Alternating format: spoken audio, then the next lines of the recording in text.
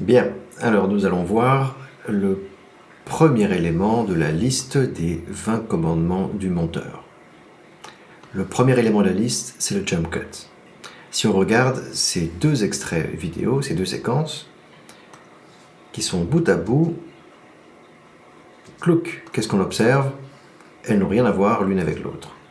Et par conséquent, la transition de l'une à l'autre peut poser problème. Alors, plusieurs solutions pour résoudre ça. On peut rajouter des plans intermédiaires qui passent de la maison jusqu'au jardin dans lequel il y aurait par exemple une montgolfière.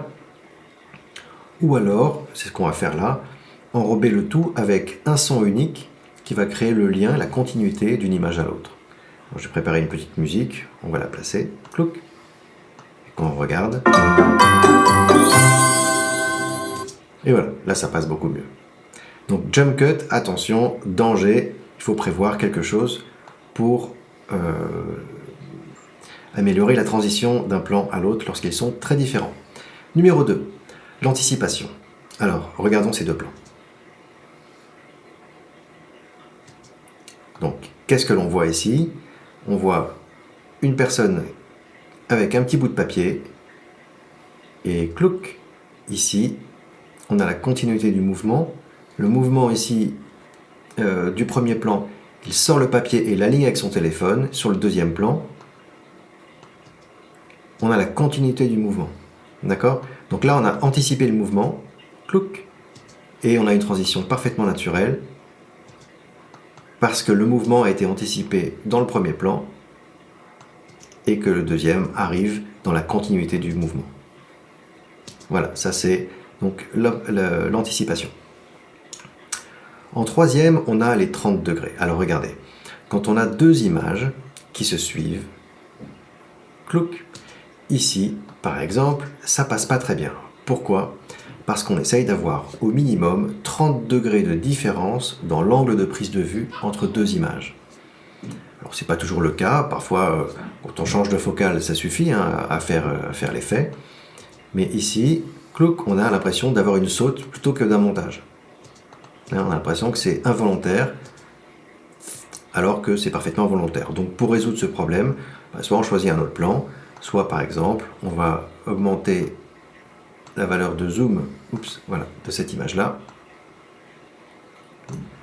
On va la redéplacer un petit peu. Voilà. Et maintenant, la transition entre les deux plans devrait être beaucoup plus facile à accepter. Et encore, c'est pas parfait. Donc voilà, ça c'est la règle des 30 degrés. Ensuite, on a le cut on action. Alors, l'idée c'est de faire une coupe au cœur d'une action. Et si on coupe au cœur d'une action et qu'on enchaîne avec une autre action, ça va bien passer. Exemple, je coupe, voilà. Et là je passe d'une action à l'autre, ça passe parfaitement. Imaginons que j'ai coupé de façon un peu différente. Et là, ça passe beaucoup moins bien. Vous voyez que la première action ici était finie. Voilà, l'action est finie ici. Et là, on arrive sur une action. C'est pas terrible. Ça aurait été encore pire si, par exemple, voilà, j'aurais été même avant la seconde action.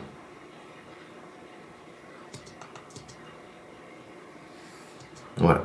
Donc si je fais des annulés, clouc, voilà, là ça passe très bien. Ensuite, on est sur le J-cut ou le L-cut. Alors vous voyez ici, j'ai un plan orange et un plan bleu. Et ce plan bleu, il comporte du son. Et le son va passer, donc, il y aura le son normal sur le plan bleu, mais le son va continuer sur le plan orange. C'est des plans qui, sans le son, passeraient mal. On va voir. Alors, attendez, voilà. Donc, sans le son, c'est pas forcément une très très bonne transition. Mais comme on a un son qui englobe les deux plans, un petit peu comme tout à l'heure, on a la continuité sonore, clouc, et la transition passe tout à fait naturellement. Voilà. Ensuite, on a plan serré après un plan large.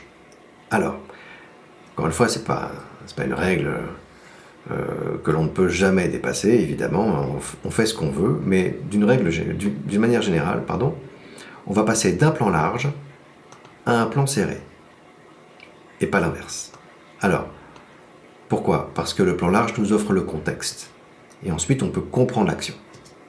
Si je fais l'inverse, regardez, clouc, ça passe un petit peu moins bien, parce qu'on a l'action, et ensuite on a les informations contextuelles. Voilà, ici ça passe plus naturellement.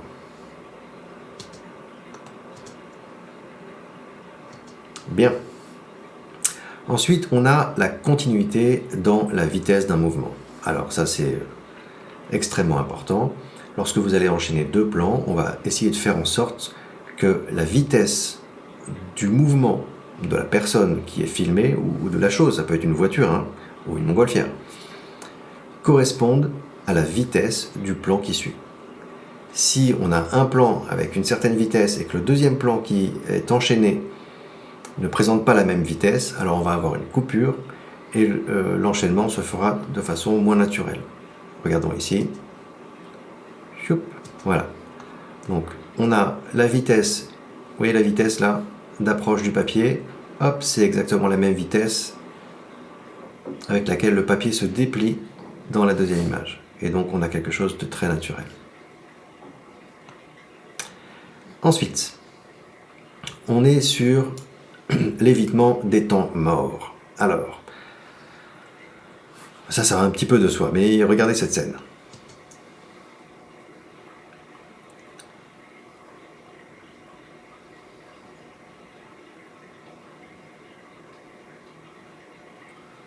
Alors, dans cette scène, on a beaucoup de temps morts qui sont parfaitement inutiles pour le déroulé de notre scénario.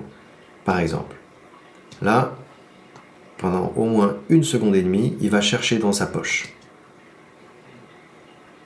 Voilà.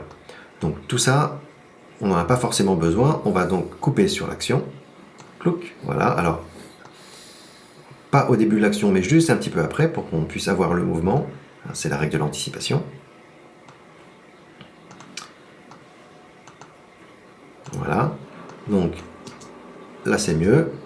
Ensuite, il va avoir tout un mouvement de doigt ici, un peu disgracieux, dans lequel il va essayer d'aligner son téléphone avec son papier. Ça, c'est pas quelque chose de très important. On peut considérer que dès la sortie, le papier est bien aligné. Et donc, on peut enlever tout ça. Alors, voilà. On peut enlever tout ça. Donc, il sort son papier.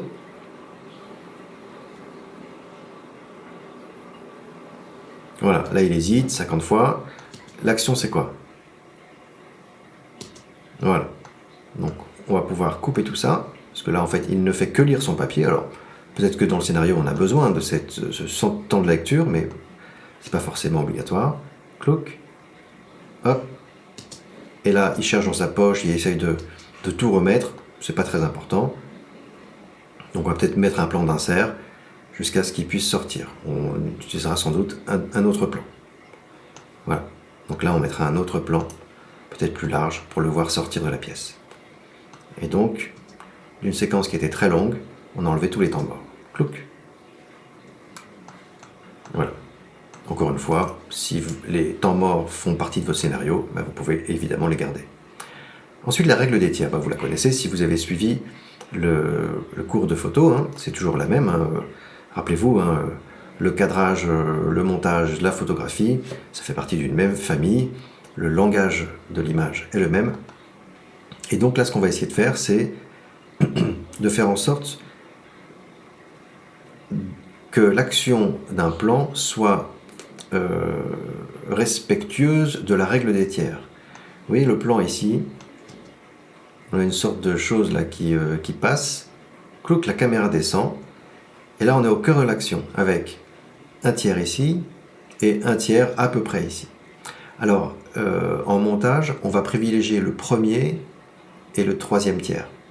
C'est-à-dire le premier qui est là, au milieu, on n'a rien, et le troisième tiers avec l'objet principal. Donc ici, on a l'action, l'objet principal, et au milieu, on n'a rien. Et effectivement, en montage, on essaye et en cadrage, on essaye d'éviter l'action lorsqu'elle est centrale. Non, on essaye d'éviter de caler l'action au centre de l'écran.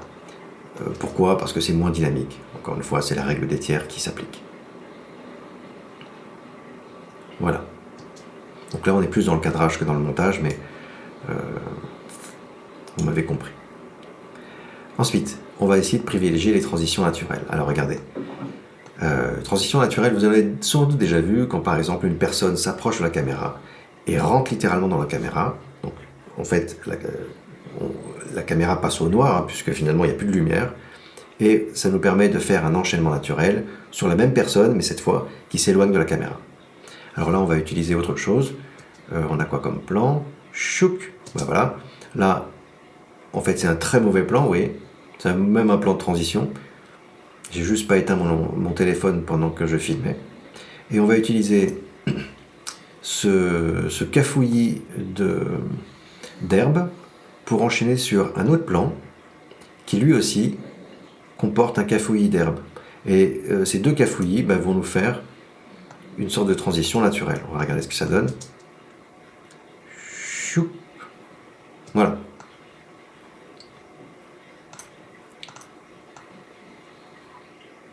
Mais on voit quasiment pas la différence entre les deux plans. Voilà, ça c'est la transition naturelle. Ensuite, on a le rythme interne. Alors, très important. En fait, regardez ce plan. Qu'est-ce qui se passe ? C'est une montgolfière qui s'envole. Et la montgolfière, elle s'envole tout doucement, tout doucement, tout doucement. Alors, on pourrait accélérer ce plan, ça ferait un truc comme ça, mais ça n'aurait pas de rapport avec le mouvement naturel d'une montgolfière. Donc on ne va pas, à coup de montage, forcer quelque chose qui n'existe pas. Si on a un mouvement naturellement lent ou naturellement rapide, on va avoir tendance à le privilégier. Et donc, le conserver intact. Ce qui ne veut pas dire qu'ici, on ne peut pas faire un changement de plan. Il faut que ce changement de plan soit aussi respectueux du rythme de l'objet que l'on est en train de filmer. Voilà. Imaginez des joueurs des joueurs d'échecs qui jouent tout doucement ou au contraire de façon très rapide. On va essayer de restituer ce rythme au montage. Raccord lumière, très important aussi. Entre deux plans, on va essayer d'avoir une continuité dans la lumière. Regardez ces deux plans. Clouc. Alors là, la transition, elle pourrait passer, sauf que le deuxième plan est beaucoup plus sombre que le premier. Et donc, notre œil, il n'est pas très content. Donc ce que l'on peut faire, par exemple, c'est prendre ce plan-là et essayer de l'éclairer un petit peu pour qu'il corresponde davantage à ce premier plan. Alors, on a tous les outils nécessaires dans DaVinci. Alors, pour la partie couleur et lumière, on va aller sur cette page-là, clouc, voilà. Donc ici, on a notre plan. Vous voyez que là, c'est tous les plans qu'on a utilisés dans la timeline. On a notre plan, on voit que par rapport à celui-là, il y a une grosse différence. Voilà, tac. Donc on sélectionne le plan, et puis là on va rajouter par exemple un peu de gain. Voilà. Et puis on va jouer aussi sur le gamma, un tout petit peu. Voilà. Pour essayer de faire en sorte que ça passe mieux. Et là ça passe beaucoup mieux. Voilà. Très bien. Ensuite, qu'est-ce qu'on a ? La continuité dans les accessoires. Là, ça va de soi. Vous connaissez les faux raccords. Ici, on a un plan avec un téléphone. Et sur le deuxième plan, on a le téléphone qu'on voit ici et le petit bout de papier. Là, ça va pas, c'est un faux raccord. Parce que sur le premier plan, on n'a pas le papier. Est-ce qu'on s'en aperçoit ? Et pas toujours. Mais on essaye quand même de les éviter. Alors il y a un podcast super intéressant qui s'appelle Faux raccords, qui nous montre tous les faux raccords dans les séries, dans les films. Voilà, donc ça c'est un faux raccord, on va essayer d'éviter. En général, sur un plateau de tournage, il y a une personne qui est responsable de la continuité des objets, de la lumière, etc. Mais en particulier des objets et de la position des personnages, direction des regards, pour éviter ce type de faux raccord. Alors ensuite, on a l'anticipation des mouvements oculaires. Alors, ça va un petit peu de soi, mais je vous le montre quand même. Oh, ben qu'est-ce qui se passe? Regardez. Dans ce plan-là, la personne regarde son téléphone. Dans le plan d'après, il regarde par la porte. Donc, on n'a pas une continuité des mouvements oculaires. Alors, on va peut-être devoir travailler un petit peu. Ici, notre transition. Hop, alors je prends cet outil-là qui va me permettre de faire glisser à l'intérieur de cette séquence-là le reste du film. Vous voyez? Clouc. Et alors, donc, sur le premier écran, donc l'écran qui se trouve ici, vous avez la première image de cette transition. Et en bas, vous avez l'image qui précède. Donc on va pouvoir essayer de les aligner pour avoir au moins un mouvement de regard qui soit équivalent. Voilà. Et maintenant, la transition va passer extrêmement bien. Clouc, vous voyez? Voilà, parce que entre ces deux images, on a la même direction de regard. Ensuite, on passe. Alors, avec le poids des plans. Alors, il y a une sorte d'habitude. C'est culturel en même temps, hein, mais bon, c'est une habitude. Les plans larges, on leur donne plus de poids, c'est-à-dire qu'ils sont plus présents à l'écran. Et les plans serrés, on va avoir tendance à les réduire un petit peu. Pourquoi? Parce que sur un plan serré, il y a moins à voir. Un plan large nous offre du contexte, une action, on voit le temps qu'il fait, on imagine la température, etc. Sur un plan serré, on ne voit pas grand-chose. Donc là, vous avez un plan serré qui n'a pas forcément vocation à durer très longtemps à l'écran. Même si par ailleurs il est joli. Hein. Alors peut-être qu'il va bien aller avec votre musique et vous allez avoir envie de le laisser pendant 10 secondes. Bon, ça se discute. Si je l'enlève, clouc, là j'ai un plan qui est beaucoup plus large avec une action et puis tout un contexte. Alors, ce plan-là, on va pouvoir le garder, par exemple, 7 secondes. 7 secondes, c'est un petit peu le maximum en termes de durée de plan que l'on accepte à la télé. Donc quand vous réalisez un film pour la télé, en général, s'il y a un plan trop long, on va vous dire « Ah, ça dépasse 7 secondes, on n'est pas très content, il faudrait le réduire ». Alors en même temps, bon, moi je suis un peu fan des plans qui sont longs. Donc parfois dans mes films, il y avait des plans qui dépassaient largement les 7 secondes. Et ça posait de problème à personne. Il suffit que ce soit bien justifié. Voilà, ensuite, montage invisible. Regardez ce petit montage de 3 plans. Alors là, le monteur s'est amusé, il a mis 2 transitions, une entre chaque plan. Alors ça passe, mais les transitions sont inutiles. En fait, les transitions, on les met vraiment, je vous l'ai dit en classe, lorsqu'on en a besoin. Là, on n'en a pas besoin. Donc, regardez ce qui se passe si je les enlève. Clouc. Clouc. On a un montage qui est beaucoup plus naturel et par conséquent beaucoup plus invisible. La main du monteur a disparu. Même si elle est évidemment très présente parce qu'il y a beaucoup d'intelligence dans un montage pour que la succession des plans paraisse naturelle. Ensuite, expression et émotion. Lorsqu'on a la chance d'avoir sur un visage des expressions et des émotions, on va essayer de les conserver parce qu'ils font partie évidemment de la mise sous tension d'une scène. Alors regardons ce petit extrait et puis on va essayer de détecter au moins 2 émotions.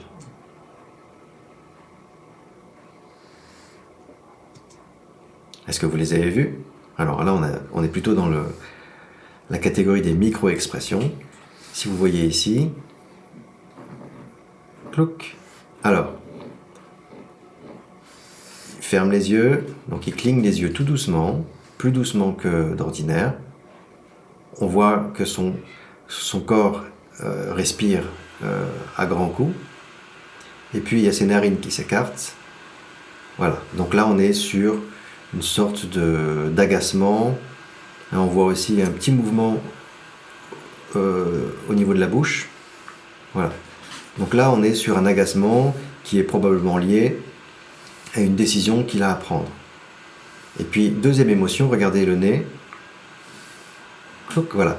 Là, on a un pincement des narines et la bouche remonte.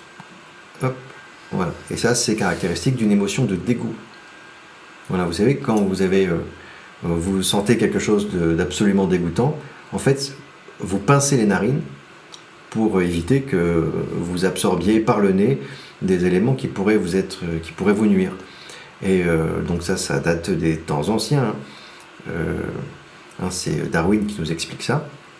Mais on a gardé ces réflexes. Et là, par exemple, on peut imaginer que ce qu'il est en train de penser faire, rappelez-vous du contexte, il va tromper sa femme, etc. Ben voilà, ça peut occasionner chez lui, un sentiment de dégoût de lui-même, en quelque sorte. Voilà. Donc ça, c'est des expressions qui sont riches et que l'on va évidemment garder dans un montage. Ensuite, le rythme respiratoire. Bien, regardez. On a une sorte d'énorme baleine qui accouche d'un monsieur. Voilà. Alors en fait, cette montgolfière là, qui se balance au vent, qui se gonfle, puis ce monsieur qui tire dessus, pour qu'elle se gonfle de la meilleure manière possible, cette scène respire par elle-même. Voilà. Elle n'a pas besoin de plans supplémentaires, ça serait même dommage de rajouter un plan, par exemple un gros plan sur les mains du monsieur ou quoi que ce soit, parce que cette scène, en soi, elle respire. Donc on va essayer de la respecter, de ne pas la couper. Voilà. Ça, c'est une scène qui va très bien. On ne coupe pas. Donc ça, c'est la respiration interne de nos plans. Alors, ici, je crois que c'est le dernier, on a déjà fait une vingtaine, c'est bien. Les silences. Alors, là, on a besoin d'une scène, plouc, qui respecte le silence naturel du plan. Voilà. Une montgolfière qui s'envole, elle s'envole dans le silence. Et donc on va éviter de rajouter de la musique ou des choses comme ça, ou des voix, etc. On va peut-être se dire, tiens, on va profiter du silence, et ça fera du bien à tout le monde. Sauf que le son naturel de ce plan, si on est dans un silence total, c'est pas naturel, il faut quand même avoir un petit peu d'ambiance. Le problème, c'est que quand j'ai filmé ce plan-là, à côté, il y avait une Jeep avec le moteur allumé. Et ce moteur, on l'entend. Alors vous pouvez me dire, oui, on peut enlever ce son et le remplacer par un autre. Certes, sauf que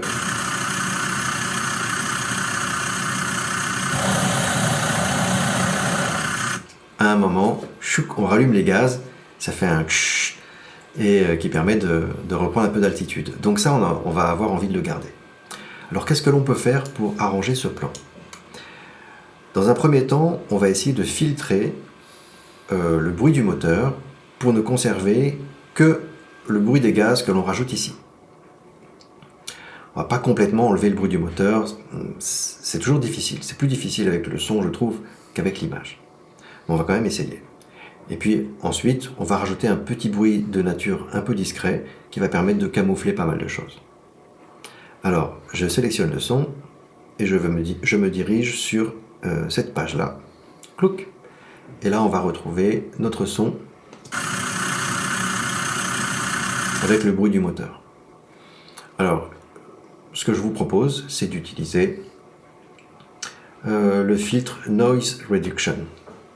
Clouc, il suffit de le glisser ici. Et là, on a plusieurs paramètres que l'on va retrouver ensuite ici. Donc, je ne vais pas utiliser cette fenêtre si je vais l'utiliser. Alors, juste la dépasser un petit peu. Quand on a un filtre de ce type, c'est un filtre qui va s'adapter à notre son. Pour cela, on a une phase d'apprentissage. Vous voyez, ici, il y a un bouton Learn. Donc, je vais cliquer dessus, je me mets en mode apprentissage et je vais faire un play. Et là, il est en train d'apprendre les caractéristiques du son qu'il va ensuite essayer d'enlever. Voilà, je l'arrête avant le son qui est important pour nous. Donc, il a pris l'empreinte du son, je vais enlever le mode Learn, Et maintenant, je peux fermer ça, quand on écoute notre son, il a été un peu réduit. Alors, heureusement, on a des paramètres. Maintenant que l'apprentissage a été fait, on va jouer sur les paramètres.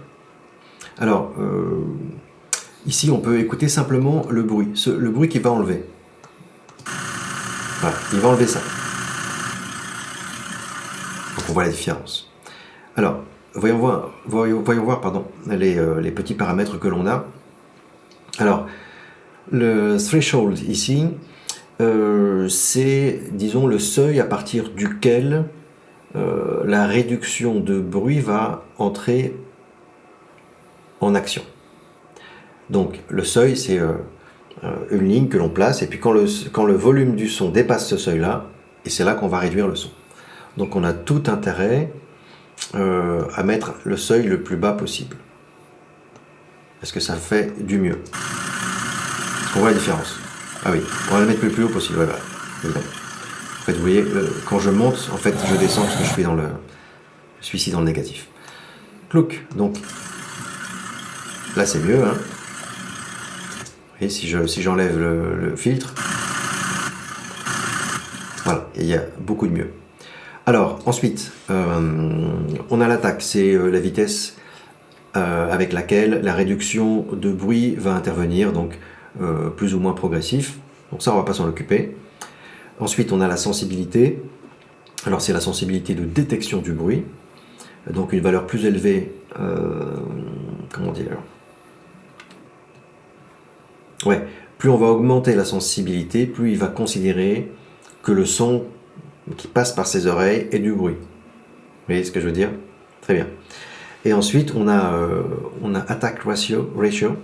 Alors ça définit la proportion de réduction du bruit. Alors, par exemple, si par exemple j'ai une valeur voilà, de 0,1 ici, clouc, ça va signifier que pour chaque décibel de bruit détecté, il va détecter au-dessus du seuil, hein, on est toujours par rapport à notre seuil threshold d'en haut. Donc si je suis en 0,1, pour chaque décibel, eh ben, il y aura une réduction de 0,1 décibel du bruit. D'accord ? Donc pour chaque décibel, là on va avoir une réduction de 0,1 et là on va avoir une réduction de 0,9. Donc dans notre intérêt, on va le mettre au maximum.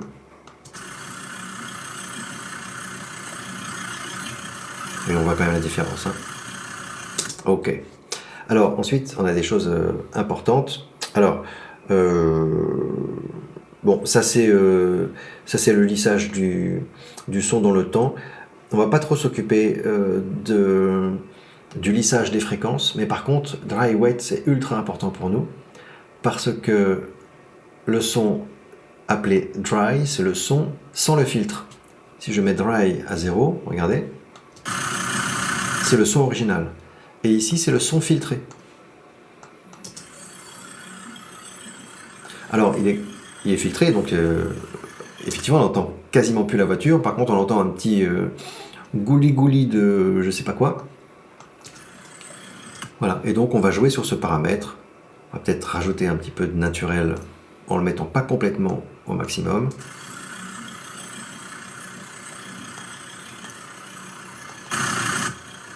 On a quand même bien réduit. Hein. Et on a conservé ce bruit-là, qui est important. Alors, le make-up, en fait, c'est pour rajouter du gain, donc de l'amplitude à votre son, du volume à votre son, là où on a enlevé le bruit. Alors, c'est pas dans notre intérêt, nous, on vise plutôt le silence, donc c'est pas dans notre intérêt de rajouter du gain pour rattraper le volume sonore original. On va même peut-être le baisser un petit peu. Voilà, c'est-à-dire que là où il a enlevé du son, il va en plus baisser le volume.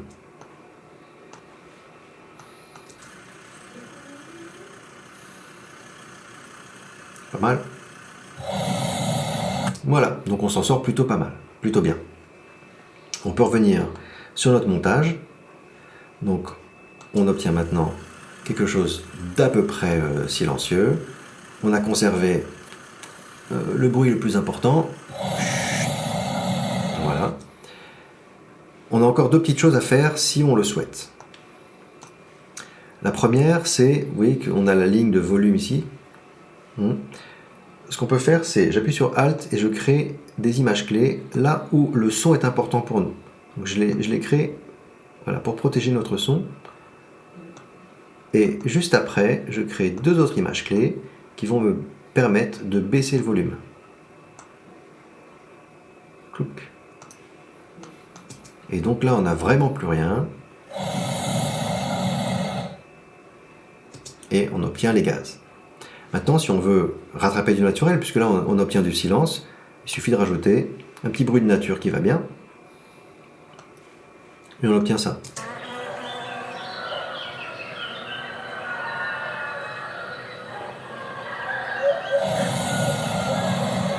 Voilà, alors le bruit de nature est volontairement excessif pour que vous puissiez l'entendre. Normalement, on le mettrait à un niveau extrêmement bas, mais juste pour, voilà, pour habiller un petit peu nos oreilles. Pour l'hiver. Voilà, si on entend un petit chien, une poule, etc., on est content. Voilà, et les petits oiseaux, c'est très bien. Et bien voilà, on a fini.